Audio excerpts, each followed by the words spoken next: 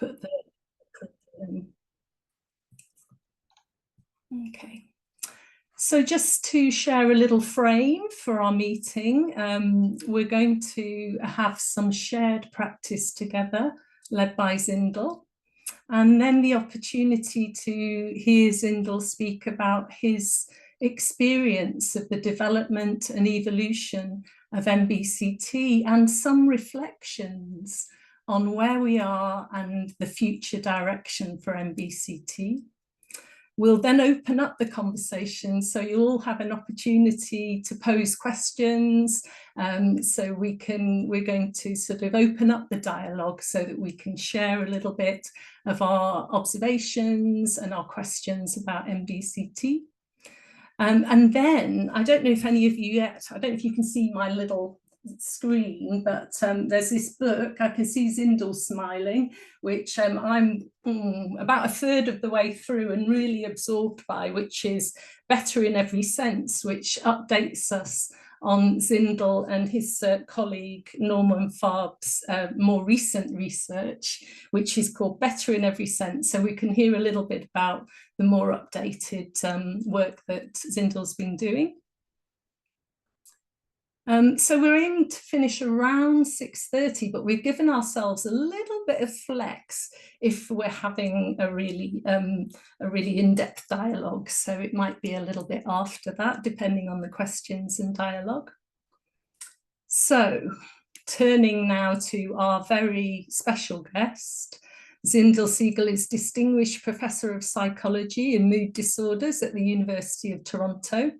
And we all know him best, perhaps, for developing mindfulness-based cognitive therapy, along with Mark Williams and John Teasdale. So Zindel's research on relapse, vulnerability, and affective disorder provided an empirical rationale for offering training in mindfulness meditation to those living with recurrent depression. So that research really opened the way for us teaching MBCT to our participants. So without further ado, I'll hand over to you, Zindel. Thanks, Kay, Robert and Clara, for inviting me to speak. I feel like this is a sort of commencement address that I've been invited to provide, because in every graduating class, they have someone of note to come and give words of wisdom and counsel to the graduating class. I don't think I'm going to do that necessarily, but I am happy to let you in on some of the behind the scenes secrets of MBCT's origin story, some of its developments and possible future prospects. But before we do that, I think it would be great if we could have a period of practicing together to help us get started. So why don't we take a moment and maybe allowing yourself to find your seat, finding a way of sitting that allows you to feel comfortable and supported. If you feel comfortable, allowing your eyes to close, and if not, then maybe finding a spot 4 or 5 feet in front of you and holding it with a soft and steady gaze. And as you sit, perhaps becoming aware of sensations that are already here. Perhaps feeling the pressure in the soles of the feet, or the chair supporting the body's weight. The spine rising from the pelvis with the neck and head balanced. Just sitting.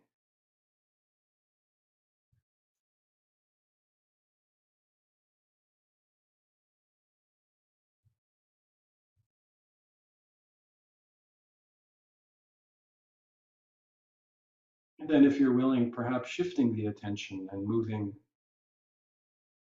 into the mind, asking yourself, what is my experience right now? What thoughts are here? What feelings are present?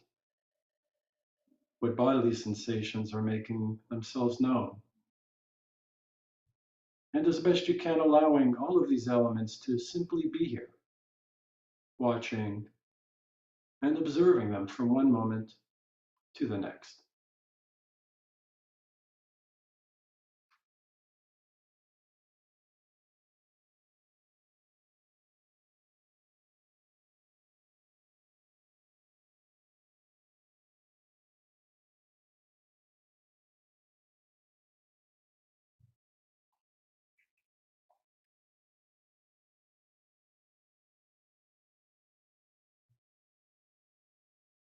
And now seeing if you can let go of the contents of mind and bringing your attention to a single pointed focus on the breath at the belly.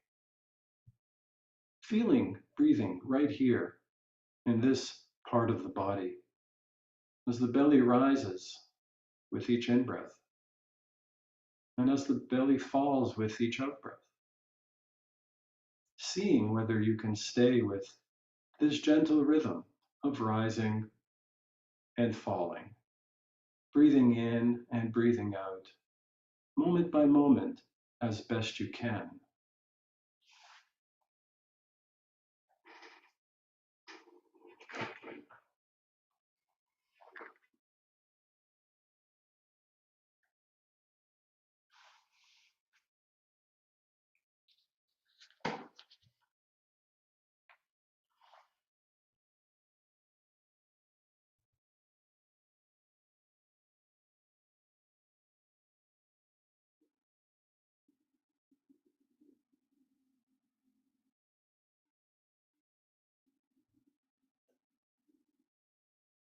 And now seeing whether you can expand your attention around the belly, allowing it to radiate outwards from the belly into the whole body, and feeling the whole body sitting, and feeling the whole body breathing, from the crown of your head to the tips of your toes. One whole breath, one whole body.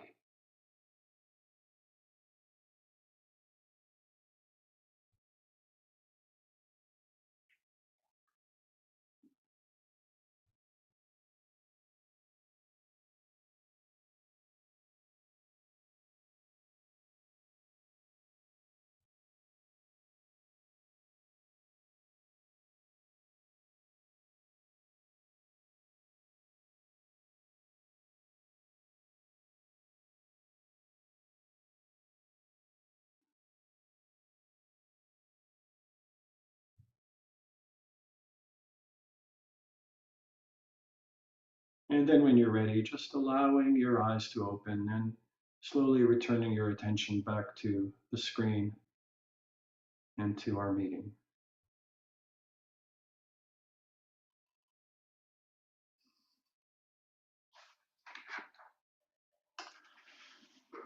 So I was marveling with Kay, Robert, and Clara before about how the program that you're involved with is really world class and world leading in many ways. Um, I was talking about how the program, an MBCT training program at Brown, is very, very different. And yet it's the only operational one in the United States, for example. People have to pay for it. The numbers are really small and very halting compared to the need of people who are managing mood disorder long term, how many there are and how few people are produced. And yet in the UK, there is this support and infrastructure for people training in MBCT that is producing teachers, producing capacity in a system. And it's inspirational for me to be involved with a program that has been of benefit to so many folks who are looking for this type of work.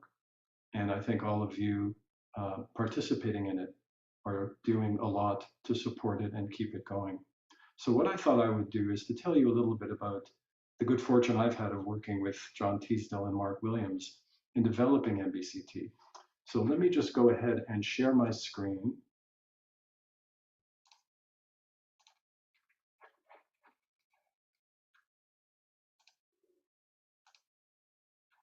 You see that okay? Okay, good. So we're in 2024, but in many ways, the story of MBCT started around 1986, or let's say the late 80s. At that time, there was a fairly heated debate going on in psychiatry regarding the value of talk therapies for treating depression. And there were two sides of the debate. One side were the biological psychiatrists who really saw depression as a neurobiological disorder. Neurovegetative features are emphasized, melancholic presentations are emphasized. How would it be possible for a talk therapy to have any impact on a disorder that was so entrenched in the body? And of course, the talk therapies at those times, up until I would say the late 80s, late 70s perhaps, were psychodynamically informed. And they had a very different take on depression and its origins compared to newer therapies that had been developed that were more specialized for treating specific symptoms of depression. And so if you think about the late 70s, 1979, Tim Beck's book, Cognitive Therapy of Depression, was published. A few years later, Gerald Clareman, Myrna Weissman's book, Interpersonal Psychotherapy for Depression, was published. And so this laid the stage for a very large randomized control trial funded by the National Institutes of Mental Health. The largest randomized control trial at that time in terms of its funding envelope. And it compared imipramine to interpersonal psychotherapy, to cognitive therapy, and to placebo. And the findings of that study made the front page of the New York Times, which essentially indicated that all the therapies were significantly effective in helping reduce depressive symptoms, and they outperformed placebo. And a follow-up study, which was conducted to look at rates of relapse in the subsequent, I think it was an 18-month follow-up, found that the psychotherapies were as effective as people remaining on antidepressant medication for preventing relapse, and superior to placebo. So what this did was enshrine a kind of outlook of depression and its treatment as having multiple phases. And I think this is something that still stands today. The different phases of depression call for treatments that help to reverse the course of symptoms. And this is considered an acute treatment phase where intensive therapies are required. And if people respond to these therapies, then they're considered to show a treatment response, which, if it's maintained, move people into a period of remission where their symptom burden is lowered. They're able to, for example, return to work, reinstate important social and personal tasks. But rates of relapse during remission are high. And if people are able to sustain remission, they enter a period considered as recovery, but even in recovery, recurrence is high. And so there was the need for treatments that were focused not just on getting people well, but on keeping them well. And this is where John and Mark and I came together to try to understand what would a treatment that could help people stay well once they've recovered, or at least had some remission of their symptoms, look like. Would it be doing the same thing for a longer period of time, which is essentially what the IPT group was doing? They developed something called IPTM, which is Interpersonal Therapy Maintenance Version, in which they delivered interpersonal therapy on a monthly basis over 3 years.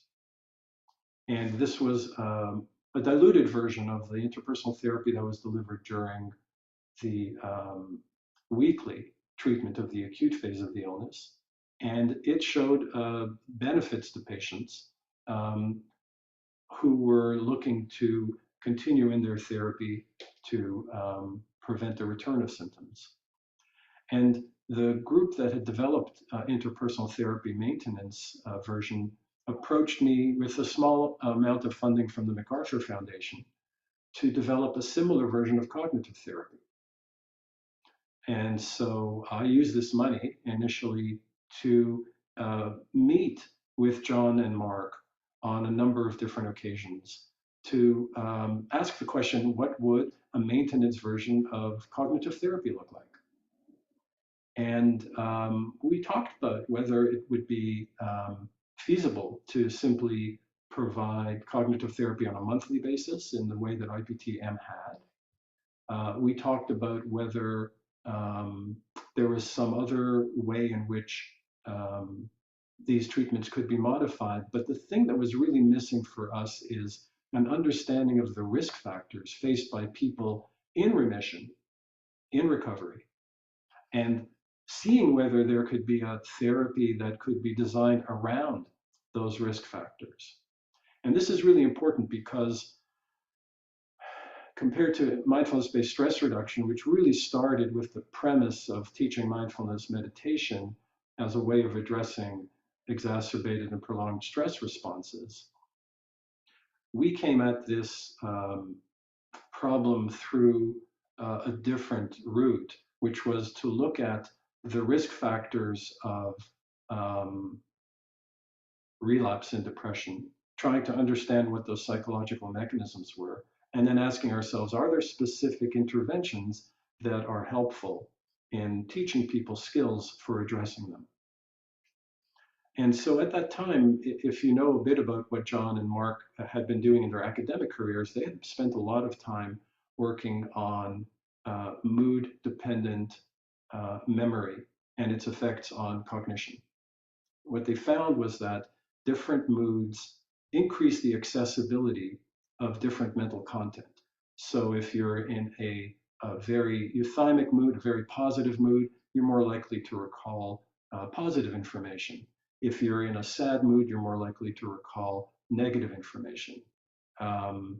It's similar to sort of state-dependent learning and other factors, which we thought might have some relevance to the treatment of depression and the prevention of relapse.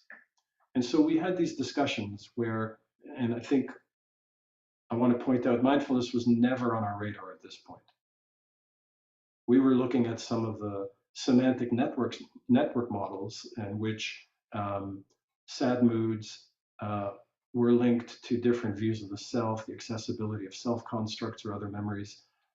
And what we hypothesized was that people who had experiences of sadness, in other words, people who had already been depressed, which by definition was required if people were going to prevent the relapse of another episode. So they were depressed, they'd recovered, were trying to prevent episode return. And so their experience of sadness had foreign links to views of the self that were featured during sad moods. So someone who felt sad might feel unlovable, might feel hopeless, might feel like they're a failure. And each episode of depression might strengthen these views of the self. And the other information that is available in a semantic network may become hard to retrieve. People may have a hard time recognizing that when they're sad, that they may feel unloved, but they're also an honest person, a warm person, someone who has ambitions. And from these semantic models, we tried to understand whether it was possible to help people who felt sad activate other aspects of their views of the self, or have a different relationship to sadness, in which sadness wouldn't necessarily only trigger these constructs, but would spread to potentially make these constructs also available. So you could see from early days, a lot of our discussions were centered on cognitive science, were centered on the way that these constructs were represented and the interaction of mood and memory. But we thought that this was really important because people who were in recovery from depression had a history of sadness, but weren't currently feeling necessarily overwhelmed by sadness. And if there was some way of teaching people how to develop a different relationship to their sadness, they may be able to prevent triggering the reactivation of all these moods. And so there was some evidence, not that.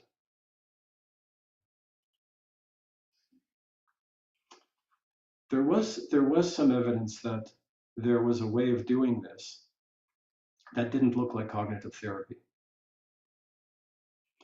And what happened was that, and this is almost serendipitous in some ways, Mark and John were traveling to Toronto. I was traveling to Cambridge. And Marcia Linehan was doing a sabbatical at Cambridge at the time.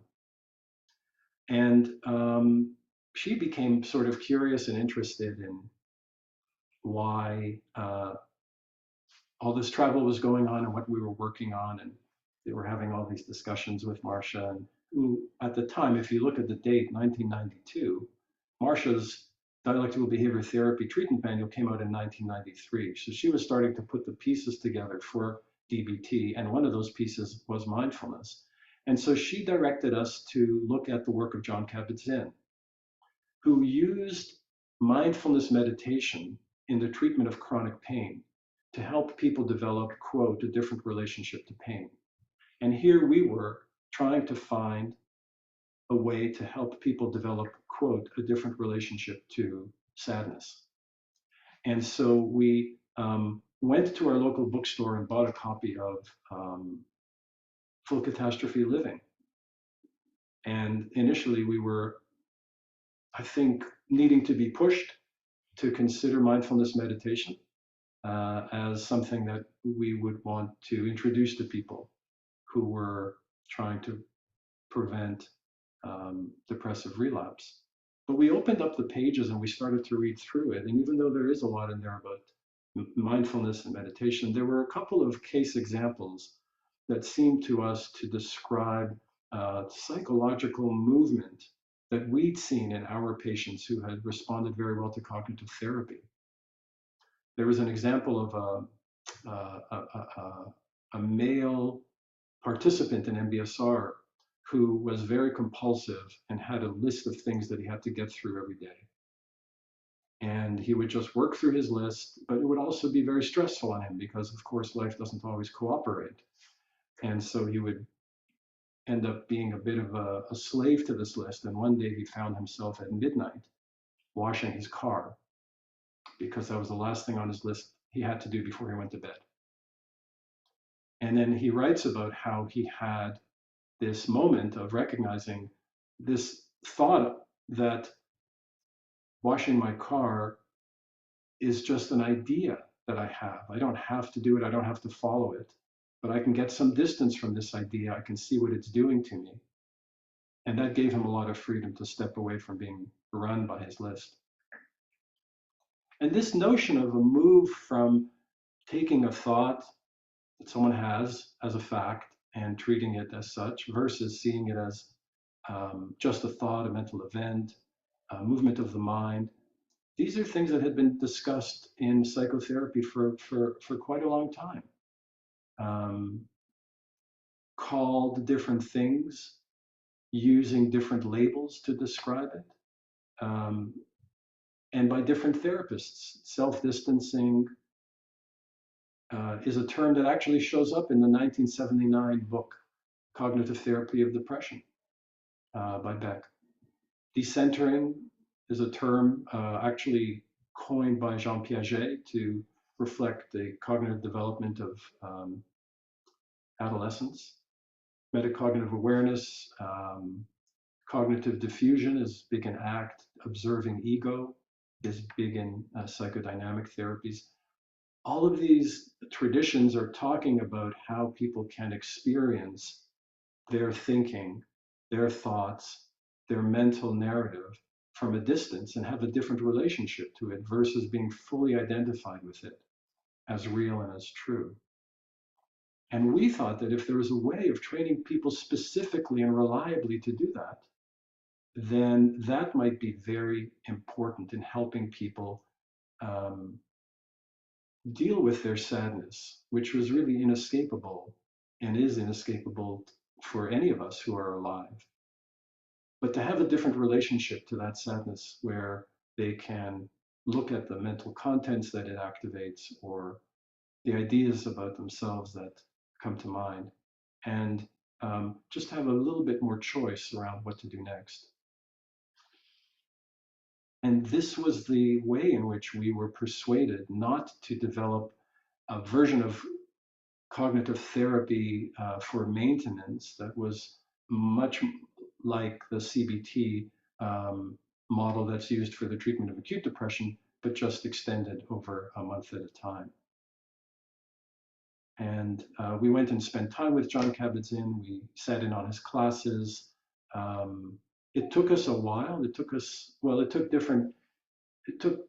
me, I would say, about 3 years before I developed my own mindfulness practice, even though that was something that John and others had said needed to happen from the get-go. It took Mark about the same time, and John, I think, came to it more quickly, but he'd already been exposed and was practicing contemplative practices in different ways. And I think this is part of, I guess, a different presentation, but the reasons for that are very interesting to consider. But we all agreed on the importance of stating in the first version of the MBCT treatment manual, the Green Book, that in order to teach MBCT, you need to have your own mindfulness practice. We'd arrived at a point where we could be unanimous in understanding why and how that could be a feature of MBCT teaching. And without it, it couldn't really be called MBCT.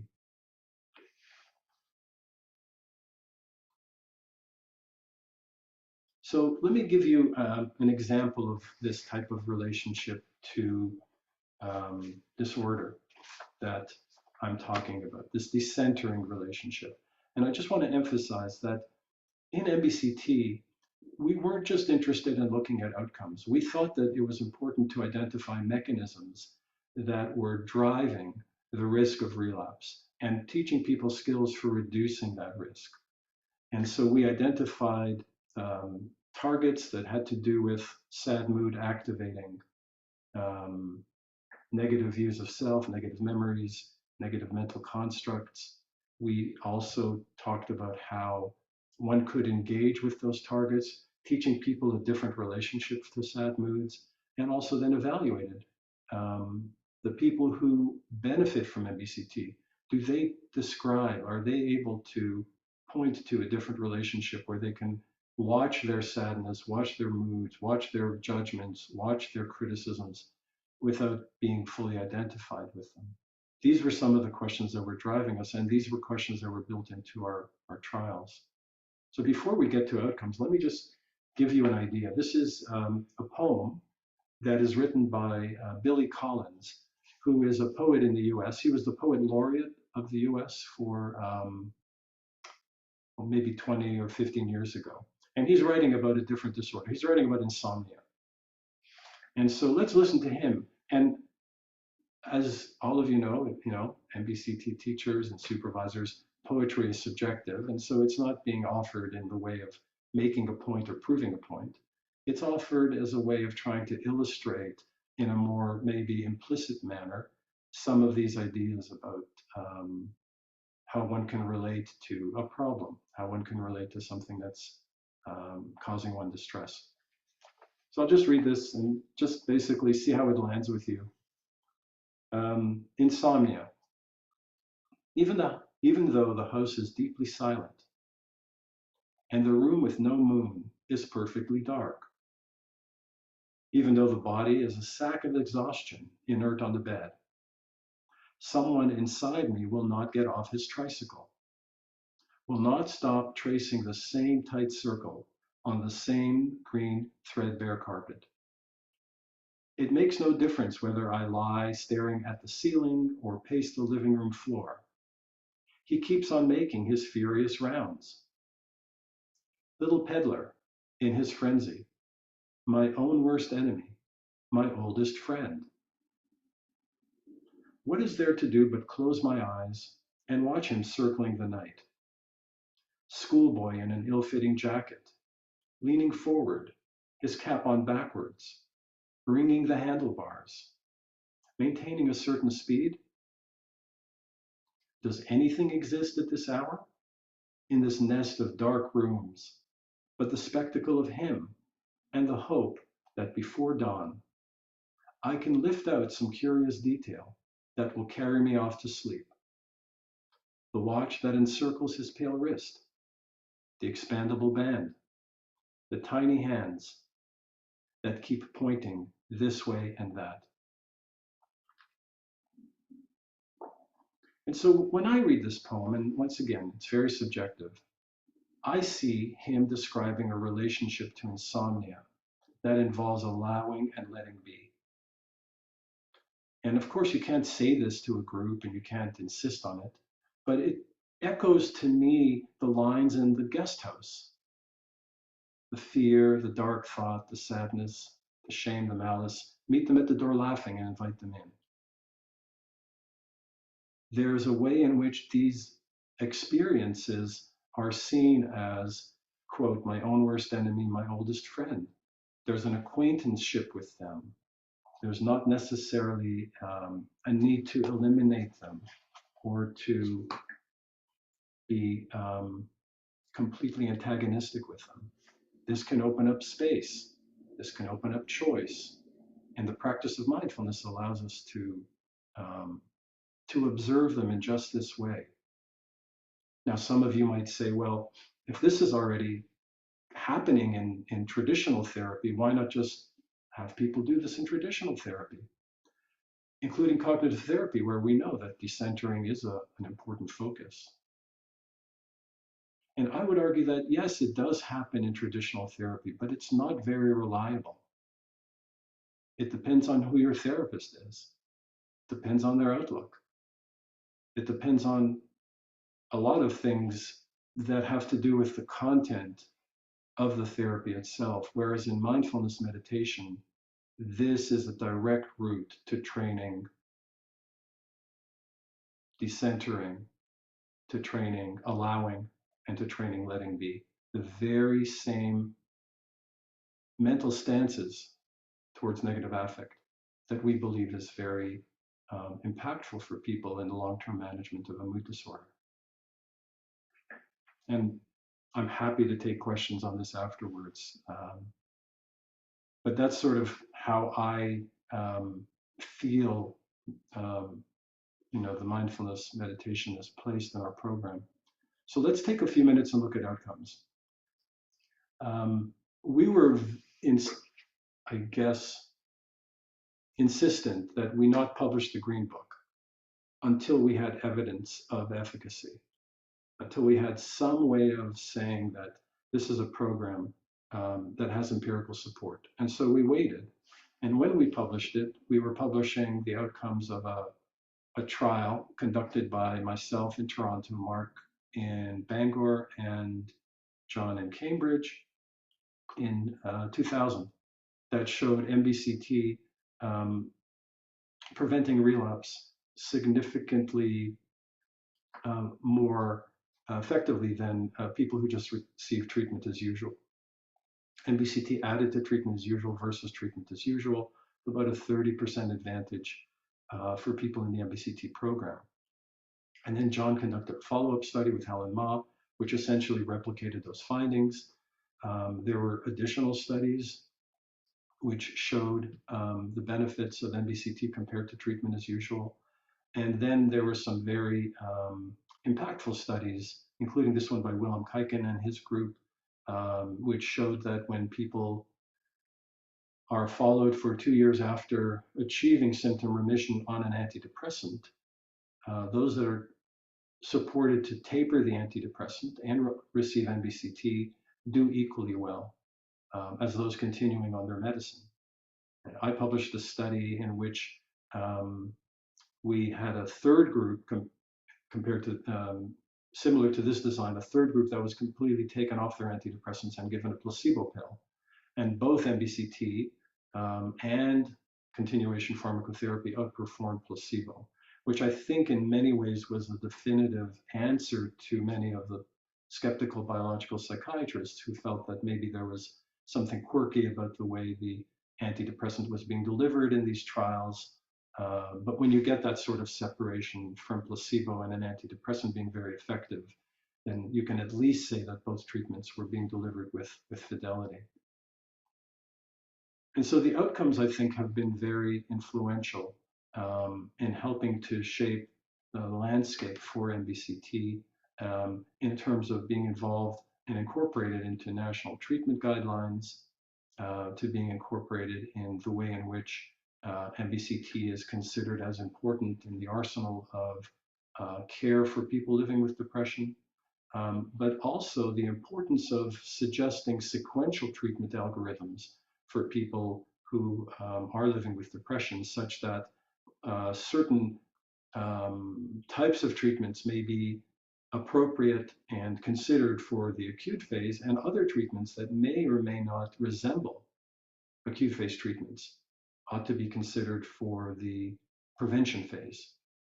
And part of the reason for this, I found, is that many people who have recovered from depression um, are ambivalent about continuing with care, even though each episode of relapse adds about a 16% risk for subsequent episodes, which means if you've had four depressive episodes in the past, you've got about a 64% chance of a future depressive episode.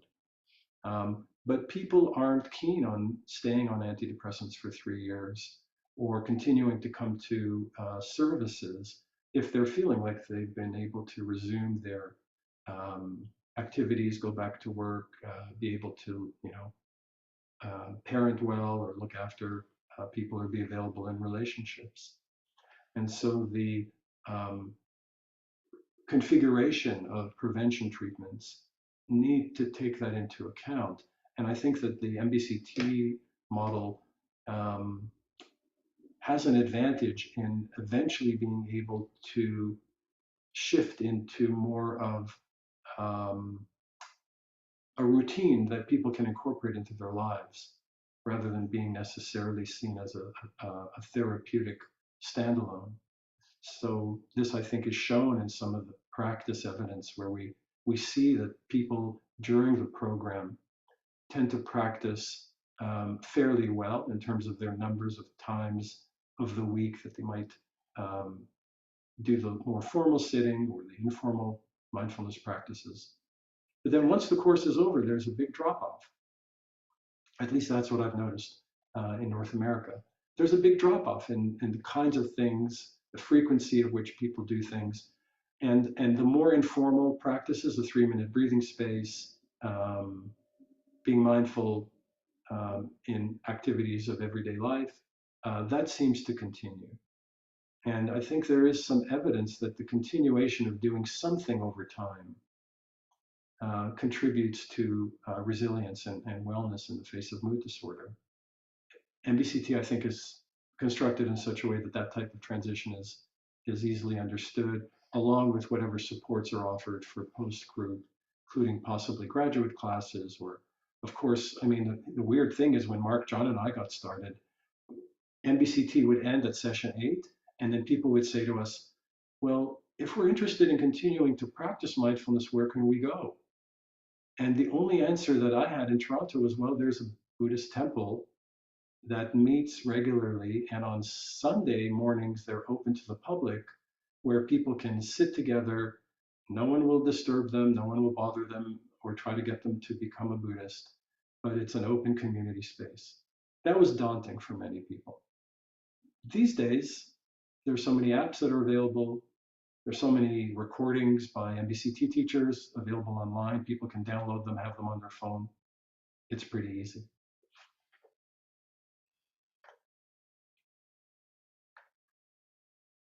The other thing I wanted to just touch on briefly is the fact that with all the good work that we've been doing in terms of offering MBCT to the public, there still is a huge shortfall of people getting access to the care.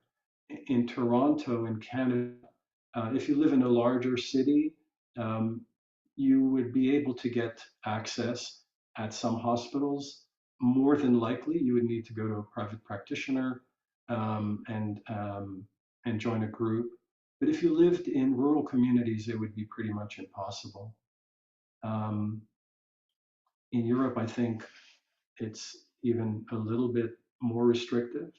The UK has done a tremendous job, I think, in large part because of its embrace of mindfulness in all types of sectors, not just the health sector. And so my colleague Sona Demijan and I recognized this and developed a digital version of MBCT. And in developing a digital version of MBCT, we tried to replicate the experience of the classroom. the MBCT classroom. And we had input from Sharon Salzberg and from John Kabat-Zinn and from Tara Brach about how to merge these elements of practice, inquiry, um, and communality of the other group members into an online platform. And what we did was feature the practices in MBCT as events that people would cycle through in three different ways. So let's say a practice like the body scan, they would know it in three different ways.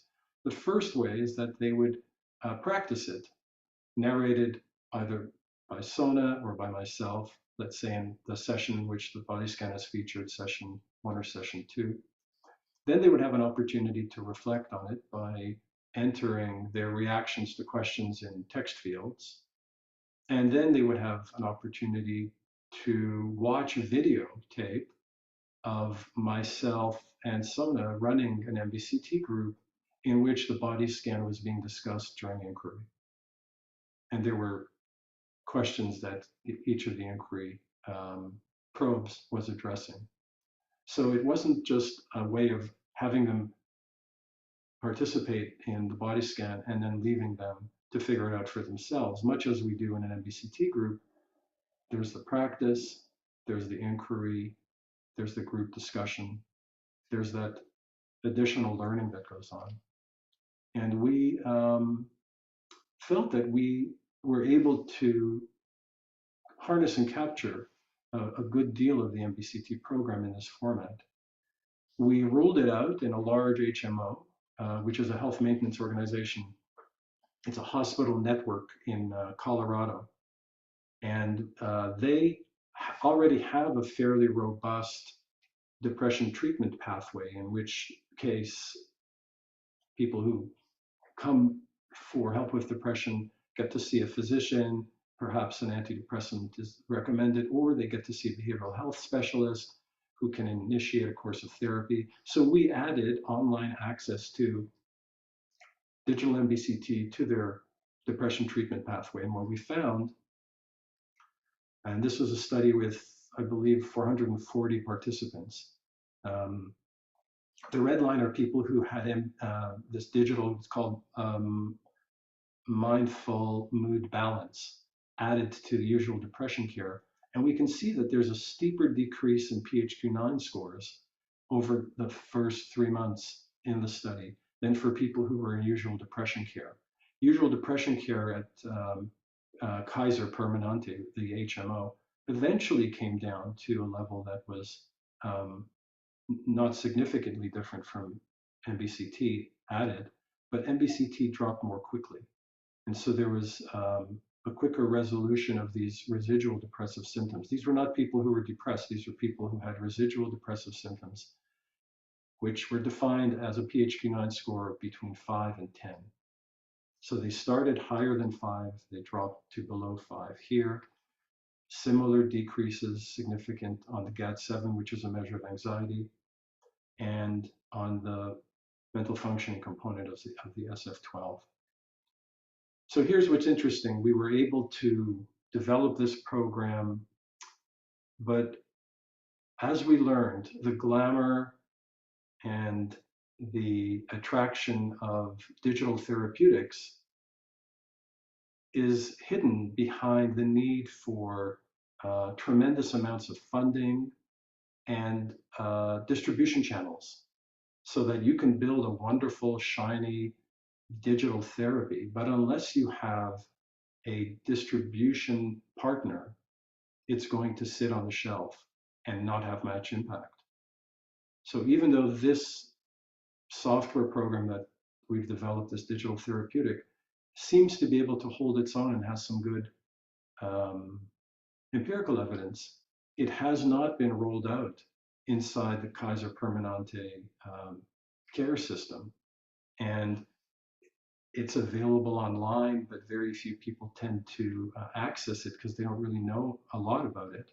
And we haven't spent millions of dollars in advertising to promote it. It has been helpful for some people, I think even some people in MBCT training, as a way of giving people an introduction to the experience of being in the group. and counting almost as one of the foundational pieces. But it was very eye-opening. We were funded to develop this digital therapeutic. We think we did a fairly good job capturing the experience. The data are strong.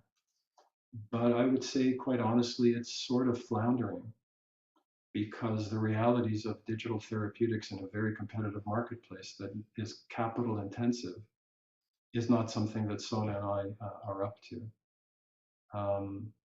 So it's a bit of a cautionary tale, I guess. And just let me move on to what Kay mentioned in terms of our new book, Better in Every Sense. It's sort of writing Better in Every Sense is sort of partly motivated by my experience with mindful mood balance. I mean, this article was published in JAMA Psychiatry. And so it was an NIMH funded research study, very large sample, JAMA Psychiatry. But if you don't have a distribution channel, your message stays hidden under covers. So Norman Farb's a neuroscientist that I work with, thought one large distribution channel is writing a popular science book. And that's what we did. But we also tried to talk about findings that are relevant to MBCT that could be disseminated in a way that aren't necessarily specific only to MBCT. So let me just tell you a little bit about that and where we started. So we conducted a large study of people who had received either MBCT or a wellness version of cognitive therapy. This is the wellness version of cognitive therapy developed by Fava and his colleagues. So it's sort of cognitive therapy, but it adds elements of flourishing, it adds elements of savoring, it adds elements of exercise and fitness, a sort of lifestyle improvement. And we compared relapse rates between CBT, wellness, and MBCT, and we found no difference in relapse rates over 2 years. So that was the first comparison of MBCT and CBT. But what we also did was we scanned, we conducted MRI scans of people in both of these treatment groups. And we exposed them to sad clips from movies versus sort of boring or neutral clips. So the neutral clips were people engaging in gardening or people engaging in woodwork. So apologies to anyone who feels that gardening isn't boring. I'm sure there are a lot of people who do that. But the sad clips were movies of a father passing away or a mother passing away. And these clips were viewed, they reliably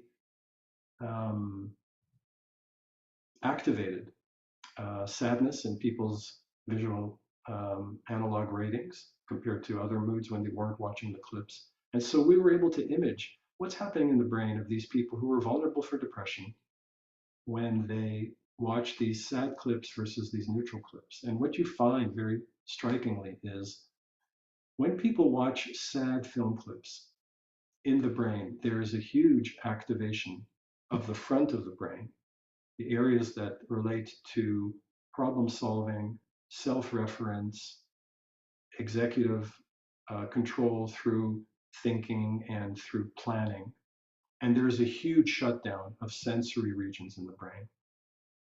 So if you look at it either through the top or a cross section here, you see that there's a huge activation, yellow activation, blue is the activation associated with sadness. And because the brain is a sort of seesaw, like there's only so much glucose and oxygen that can be used. If the front of the brain is using a lot of it, it means other parts of the brain are starved of it. And so sadness triggered the experience of an emotion that is being represented through concepts and through ideas. What sadness is bringing up is lots of concepts and ideas. What sadness is not allowing for representation are the sensory experiences of sadness, the sensations that are associated with feeling sad. Once again, allowing and letting be is being sort of strangled in the service of an idea of what sadness is, whether sadness is a problem for the self, and what has to be done about the sadness. And when you actually look at this increased frontal to decreased sensory motor activation, what you see is that it significantly predicts relapse. And it significantly predicts relapse that's not altered even when you account for the number of past episodes that people have. Same thing happens. Number of residual symptoms that people have, the same thing happens. And when you follow people for 2 years, what you find is that those who are able to retain a greater degree of activation in their sensory networks have a much lower rate of relapse than those people who just fall immediately into this front of the brain active, back of the brain deactive. If there's a way in which that could be rebalanced, the risk for relapse reduces by about nine times. And so Norm and I looked at these data and we thought, is there a way in which we can help people to keep sensation alive for themselves, and in doing so, use sensation to expand their experience of things like sadness or anxiety or fear or other elements in which a more narrative driven representation of the emotion could dominate. And so we wrote Better in Every Sense as a way of trying to get people to understand that through sensory experiences, we can claim a moment in which the narrative doesn't have to dominate, but sensation can speak to us and tell us a different kind of story. And when you do that, what happens is that you let people in on all kinds of different access points because sensation is ubiquitous, because sensation is immersive, and because sensation is often sufficient. We don't have to go searching for it. We don't have to go manufacturing it. We just have to make an intentional shift in our attention to be receptive to sensation. And in being receptive to sensation, receptive to surprise. And we're also being receptive to a way of letting the world come to us rather than having a world that we predict and consistently confirm. And so by widening these access points, Norm and I are trying to allow more people to participate and kind of see where it goes. So access points for learning about sensation, I think obviously contemplative practices, mindfulness, meditation, yoga, all these things are wonderful, wonderfully designed and finely tuned access points for sensation. But if people aren't prepared to do that because of the effort that it takes, exercise is another medium. Walking in nature is another medium.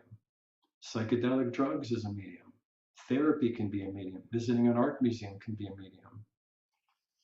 Shifting into a receptive mode allows us to know these things in a different way. And sensation can be the first harbingers of that. Now, we don't really have much data that says that this is very true. In terms of looking at outcomes, we have come up with the term sense foraging as a way of giving people an identity for how they can go about doing this, foraging for sensation, how they can shift into being receptive. But I think in time, there may be more research on how sense foraging does relate to the kind of resilience and outcomes that we're hoping to build with people through this much more broader access point.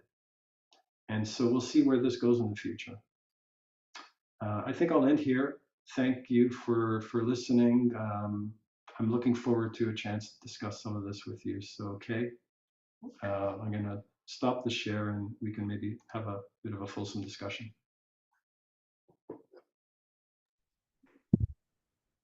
Oh, thank you so much, Zindel. Yeah, that was so fascinating, and you covered so much territory and ground there. So yeah, and really fascinating just to hear that kind of really broad sweep of the kind of the journey of MBCT and the kind of mechanisms that you are intending to kind of target, and where you're at now in terms of the kind of future of MBCT. So thank you. So as you said, we're going to invite now questions. If you'd like to ask Zindel a question, please do. Please feel free to. You might, if you could either ask a question kind of verbally by raising your Zoom hand, which you should find at the bottom of your screen. On my screen, it's in like a box called React. And then you can raise your hand, or if you prefer to put a question or a comment in the chat, Kay's going to be fielding any questions in the chat as well. So yeah, so over to you now for any questions. Nikki. Hi. Hi. I found that really interesting. I noticed in the MBCT, I'm currently training in it, that we don't explicitly talk about the intentions of the meditations. I guess there's a fine balance because we're sort of teaching it as non-secular. And also you don't want people to strive for anything, and you want them to just have their own sort of journey of discovery. But sometimes I think just leaving people to that journey of discovery, they can quite often miss the important points, and me included. I think for years I meditated without really knowing what I was doing, because you only pick up 5% of what you're taught, and then so you can spend years meditating without really getting a lot from it. And I think that's a big motivator for continued practice if you can manage. And it comes, I mean, once you line certain things up, then your practice informs your practice, so to speak. But I just wondered whether there's room to be a bit more explicit about what we're trying to achieve when we're teaching people, like, telling people that. Yeah. I think teachers struggle with this all the time. And you've only got 8 weeks. You don't have a lifetime or multiple lifetimes to figure it out. The way that I deal with it for myself, and let me just say, nothing that I'm saying here is definitive about the MBCT program, but just my struggle with this has been,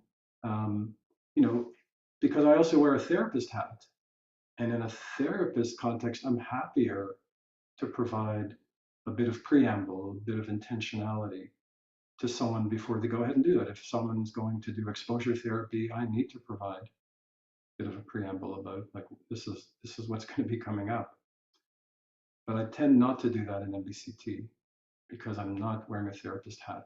So for me, the consolation is that I always refer back to the teaching point of the session that I'm in. And so if I'm guiding a raise and exercise, I know that the teaching point of the first session is awareness and automatic pilot. I'm listening in the inquiry for people who talk about experiences that might reveal elements of automaticity, elements of awareness. And I feel like if they can say that in the class, then I can use those people who have said that as a way of stitching it together for people after the practice so that everyone hears it. In fact, if one of the participants says it, I don't necessarily have to say it because the other participants in the class are hearing it, hearing someone say, oh, I'm always eating too fast, or I'm always eating and doing 5 things at the same time. And I might, and it's automatic. And so I'm trying to refer, because I think the teaching points in MBCT, each of the sessions has a teaching point that can be seen as a kind of guidepost for how these practices move in those particular sessions. That's how I try to come about it, but I would say it is a common struggle. You find your own sort of level in it. Yeah. Thank you. It's Taravajra. Thank you, Zindel, for your presentation. I've also been reading your book and finding it very interesting, and the expansion of sense foraging beyond MBCT. I I'm also writing a book with a couple of other people about mindfulness, and I've noticed in relation to MBCT, there are different ways of seeing it, whether you see MBCT as basically a mindfulness training with some CBT exercises, which is, I guess, how I tend to see it, or whether you see MBCT as basically CBT with some mindfulness. I wonder if you had any thoughts about that. Yeah, it's funny. I don't want to get pulled into a binary. I've heard people castigate MBCT saying it's 90% MBSR with 10% cognitive therapy, or I've seen people teach it as cognitive therapy, and the mindfulness exercises, are kind of considered like relaxation training. I've seen all kinds of ways in which it gets defined, but I mean, I will say that there is something about participating in it in which the labels end up getting changed. So, for example, there are CBT elements in MBCT, but they're not taught in a typical CBT because they're not moving people towards disputation or challenge. They're trying to move towards allowing and letting be as a place in which thoughts can be examined and held. And then the mindfulness practices themselves, you're right, they are taught in a way which are possibly untethered from a more traditional contemplative emphasis on ethics and view and things like that. So I don't know what to say. Fair enough. Yeah, I really don't. Not get too binary. Yeah. Okay, thank you. Yeah, you're welcome. Thanks, Saravajra. Okay, is there anything in the chat? Yes, we Right, have Chris, who's just appeared on screen. So I'll let Chris ask his own question. Okay, thanks, Kay. Thanks, Chris. Hi, Zindel. Hi, Chris.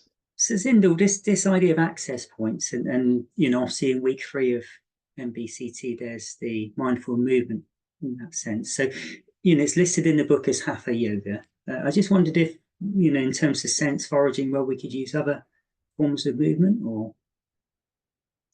Oh yeah, I mean, any kind of movement that allows a person to shift into a receptive mode and notice the sensations of that movement, I think is a way of sense foraging.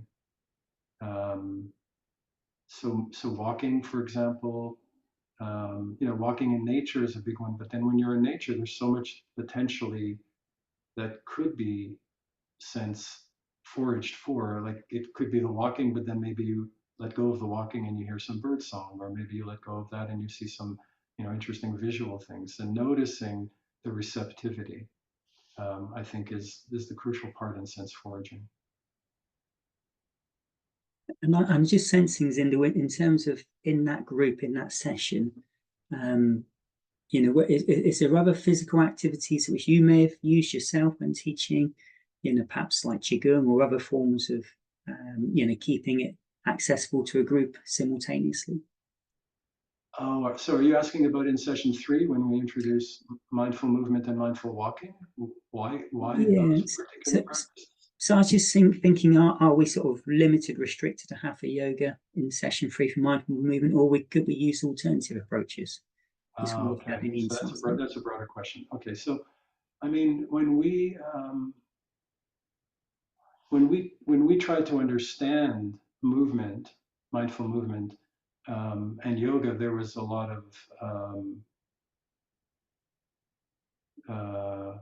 caution on our parts. We weren't yoga teachers. We didn't want to undertake that at all.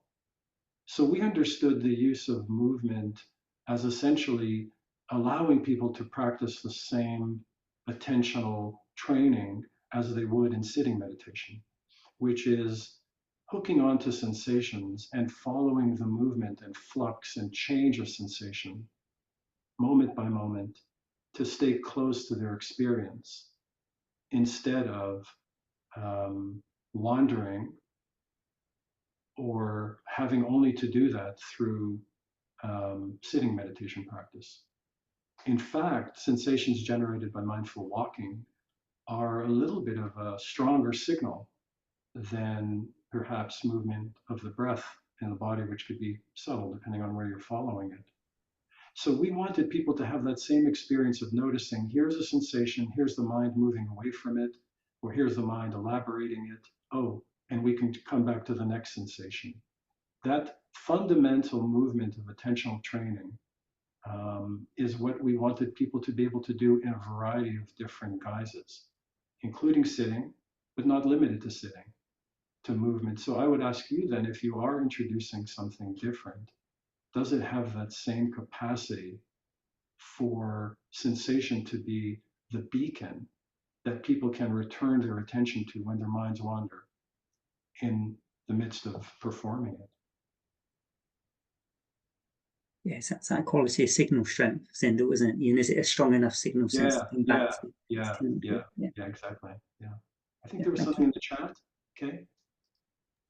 Yes, so Emma's was wondering if MBCT impacts benefits are the same for people who may be diagnosed with ASD, autism, ADHD, so neurodiversity, and if you're aware of any research on this.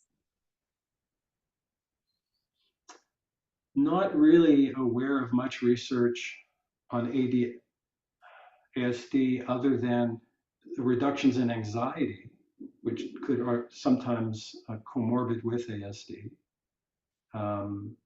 could be helpful. And in terms of ADHD, I've seen some research on the concentration, attentional focus dimension of it. I haven't seen as much research on the impulsivity dimension of it.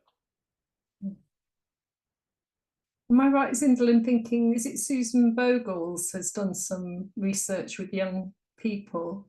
That's right. Right, I'm looking around the screen to see if anybody's aware of this. That's been mentioned to me. Yeah, might be one to look at. Thank you.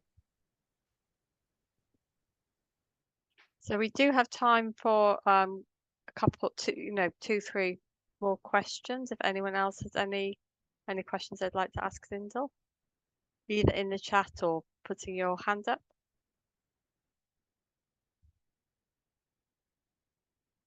Paul? Yeah, hi. Thanks, Zindel.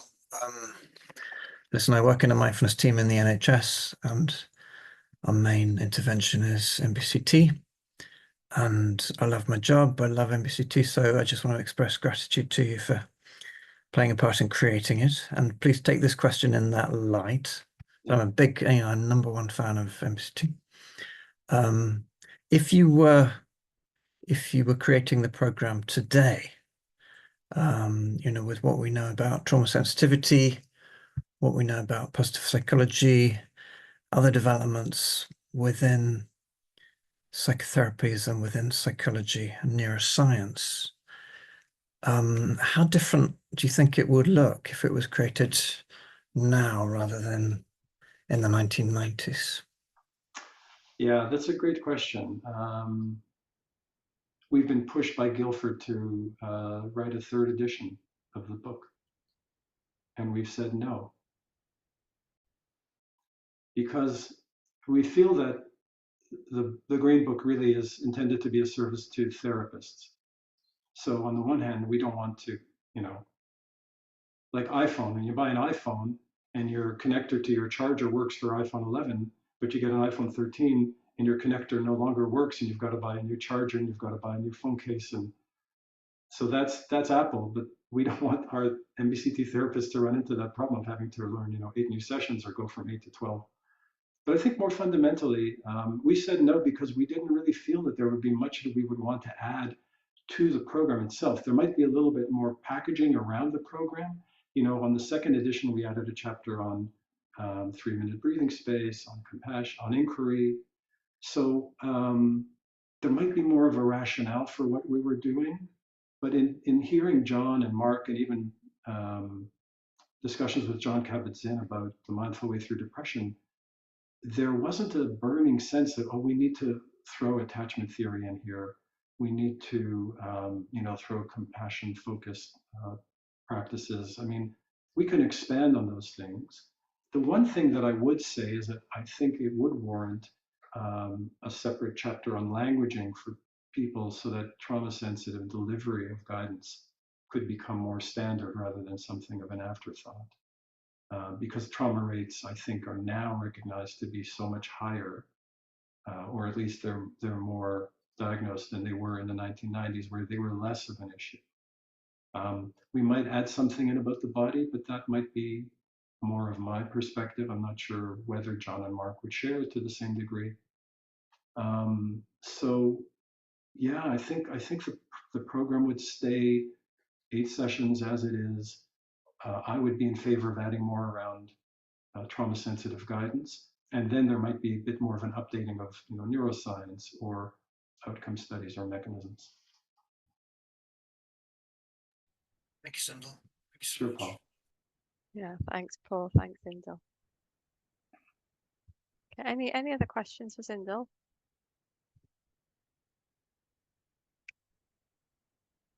Oh, there's a question in the chat again from Taravajra. I don't know, Taravajra, you want to just ask the question?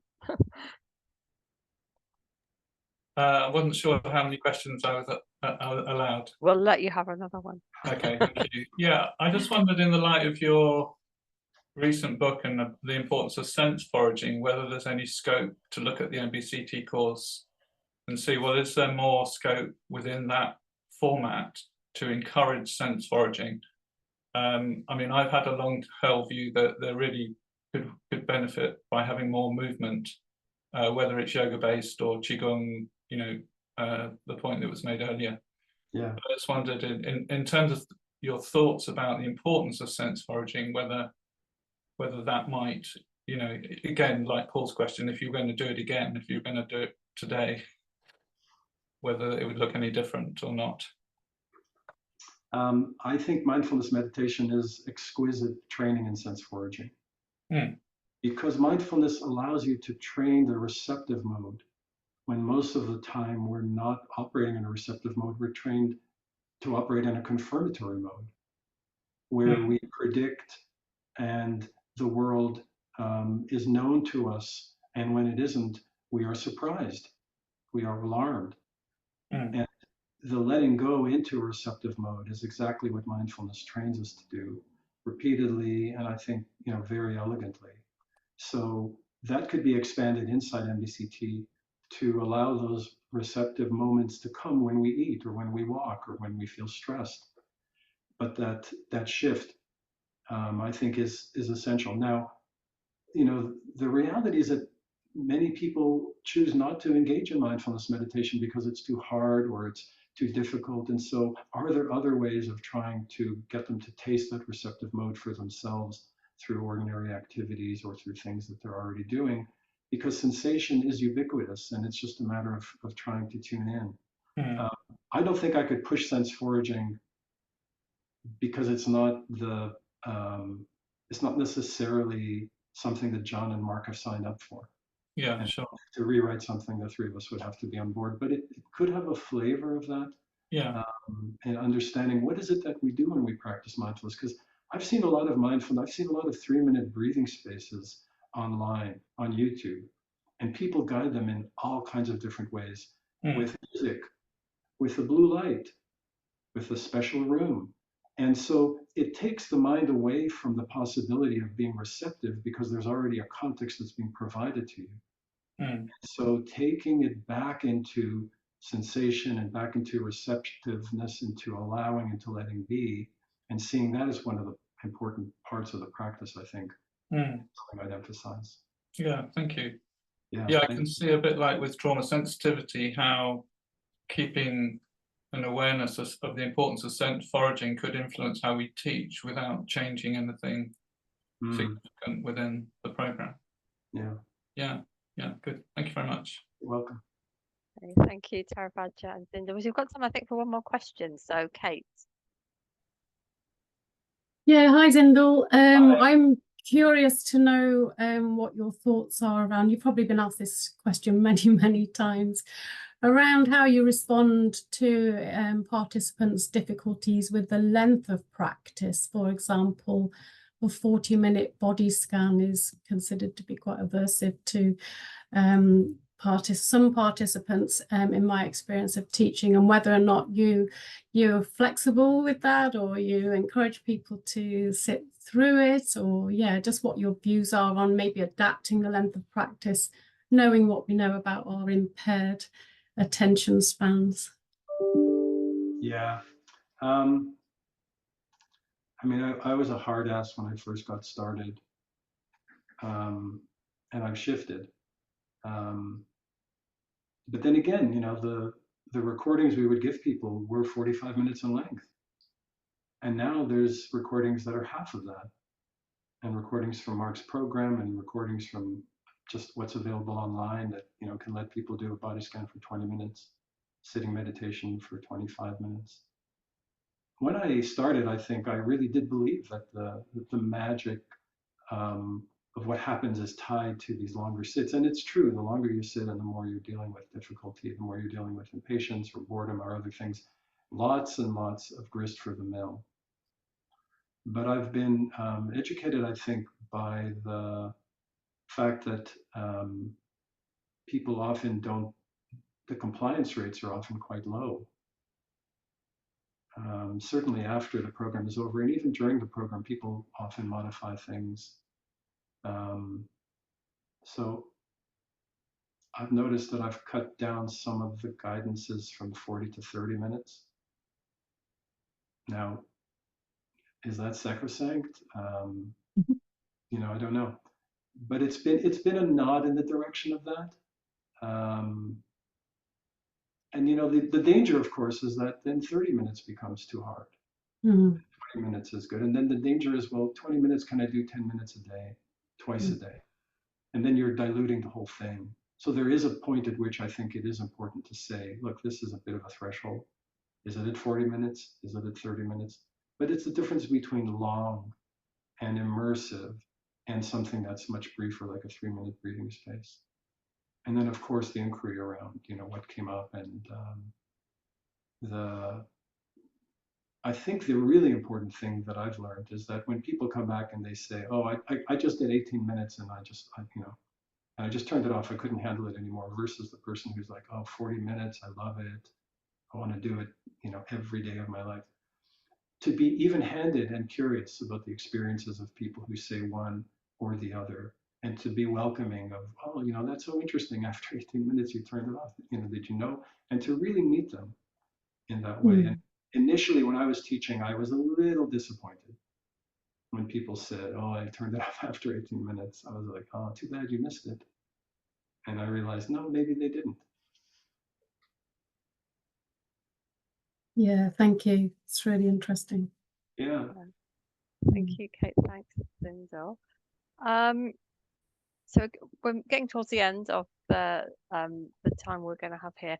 Zindel, I don't know if you want to say anything else about your new book with Norm Farb. I'm sure other people might be interested in kind of going out and getting a copy if they haven't already. You know, it's a fascinating kind of read. I don't know if anything else you wanted to add around that? Not really. I mean, the feedback that I've had is that people skip the science bits and they get to the, well, what is sense foraging? How can I do it? So that's fine. If you want to skip the science and the neuroimaging stuff, that's okay. But we couldn't write a different book. Our publisher wanted us to write, you know, another 8-week sense foraging program. I don't think the world needs another 8-week mindfulness sense foraging program.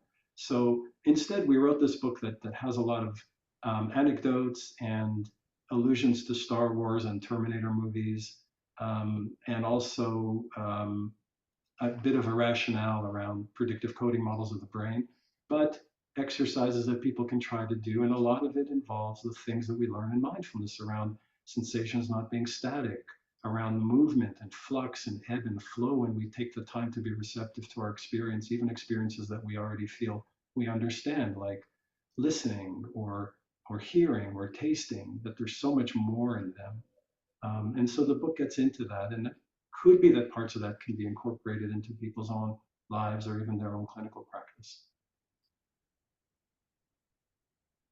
Great, thank you. Thanks, Zindel. And Lara, can I just come in there a minute, because You- we have got a couple of questions in chat, which Yes, it would of be a course, shame yeah. not to Sure. offer Should we to take those Zindel two while we've got questions? him. Should we take those two questions and then move on to the evaluation then? But yeah, Sure. I'll hand over to you, Kay, for that. Absolutely. So there's a question from Penny that says, I was wondering what your thoughts about using MBCT for those experiencing current depressive episode as opposed to relapse prevention, and whether you think there are any different considerations. So I'm probably an outlier. I don't really believe in using MBCT for current episodes of depression if people are very depressed. Or at least, let me say, an unmodified version of MBCT. So for example, let's look at MBCT for bipolar disorder, the Thilo Deckersbach treatment manual. They start with movement. They start with mindful walking. They've adapted it to meet the needs of people who have symptoms of restlessness, have symptoms of hypomania. For them, the grounding in movement is going to be a starting point versus sitting and doing formal meditation. And I think for people who are actively depressed, maybe starting with briefer, more body movement-based practices might make sense, because executive networks in the brain are already impaired in active depression. And if you have an impaired concentration capacity, reading capacity, then you don't want to be asked to sit for 30 or 40 minutes and follow the breath or do other things. And if you do, then it'll be a failure experience, because other people in the class who aren't depressed will be moving more quickly through the program than you will. Now, I've had pushback on this, and there have been a couple of studies that have shown this, and I think even Mark believes it's possible to offer people MBCT. I mean, there is a big group component to MBCT. There is a big normalization benefit. There is a destigmatization benefit. There are a lot of things that come from people being together and talking about their difficulties. So I think that one would really have to assess whether people have these difficulties in executive control and frontal networks to see whether a regular MBCT class or a modified version of something like that. Having said that, if someone with depression ends up in an MBCT class, then of course you invite them to stay the course and modify it, you know, to look after themselves. Thank you.